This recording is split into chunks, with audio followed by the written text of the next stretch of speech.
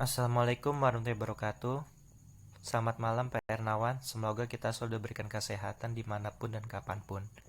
Di sini saya akan melanjutkan presentasi dengan tema perencanaan SDM. Di mana dalam perencanaan SDM ini yang pertama kita akan membahas tentang permintaan SDM, kemudian penawaran SDM, dan yang terakhir implementasi SDM. Dalam hal ini perencanaan sumber daya manusia yaitu meramalkan secara sistematis tuntutan organisasi masa datang, baik demand maupun suplai tenaga kerja. Aktivitas yang dilakukan berupa pengangkatan, pemilihan, pelatihan, dan perencanaan karir dan aktivitas lainnya. Jadi dalam hal ini, si perusahaan, khususnya manajer sumber daya manusia, bagaimana memilih karyawan yang baik. Sehingga dengan adanya karyawan yang baik, dengan mempunyai skill yang mumpuni, akan nantinya ini akan berguna untuk si perusahaan. Nah, dengan adanya skill tersebut biasanya karyawan ini akan diajukan atau diangkat untuk menjadi karyawan tetap. Setelah menjadi karyawan tetap, biasanya si perusahaan akan melakukan pelatihan-pelatihan yang nantinya pelatihan ini akan berguna untuk si karyawan agar dia menambah skill-skill lainnya.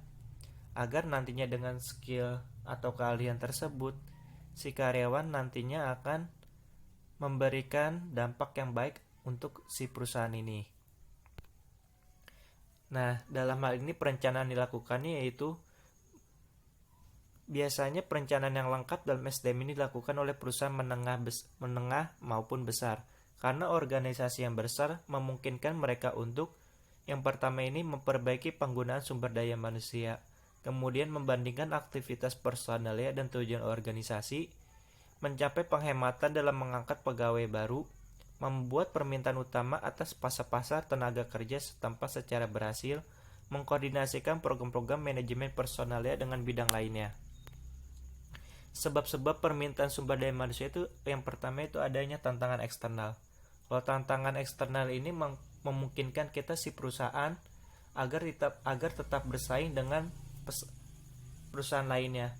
Karena dalam hal ini ketika kita mempunyai sumber daya manusia yang mumpuni atau sumber daya yang baik dalam skillnya maupun keahliannya, si perusahaan ini nantinya akan lebih mempunyai kekuatan untuk bersaing.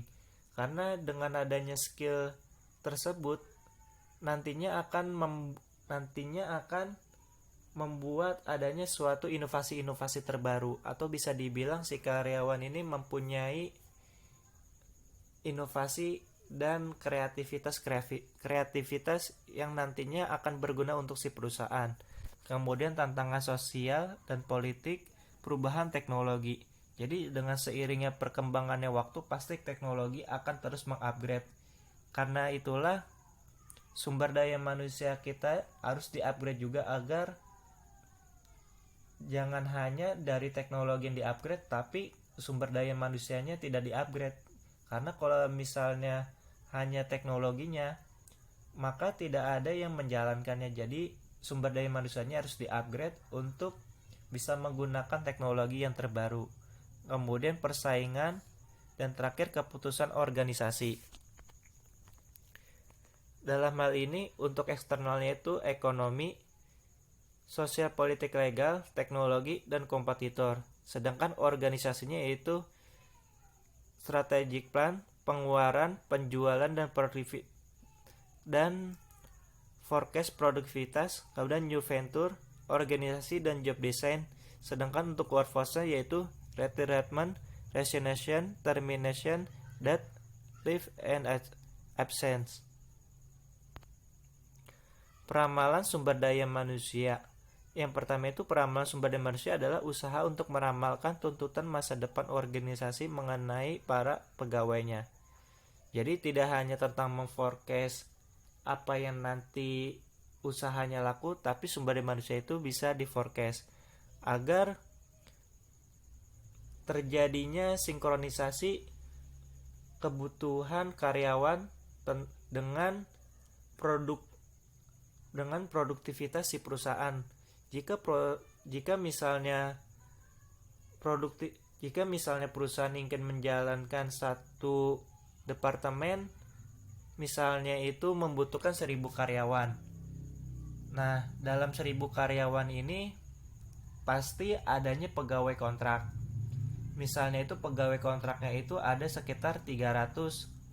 Nah, jadi si manajemen SDM ini harus memperkirakan berapa jumlah yang nantinya dibutuhkan atau direkrut agar untuk menutupi si karyawan kontrak yang sudah habis ini. Kemudian dalam perambahan HR ini tidak ada metode yang tepat sekaligus sekalipun metode tersebut canggih.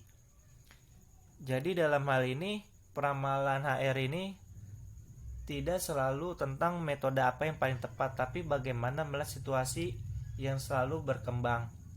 Jadi sekian presentasi dari saya. Mohon lebihnya mohon maaf.